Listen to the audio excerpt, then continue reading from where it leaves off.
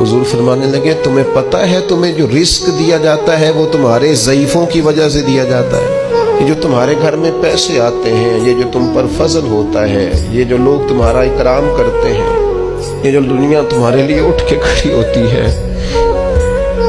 हुजूर फरमाने लगे तुम्हारे ज़ईफ़ों की वजह से रिस्क दिया जाता है। याद रखना, हर चीज के पीछे मेहनत नहीं होती, बहुत सारी चीजों के पीछे दुआ भी होती है।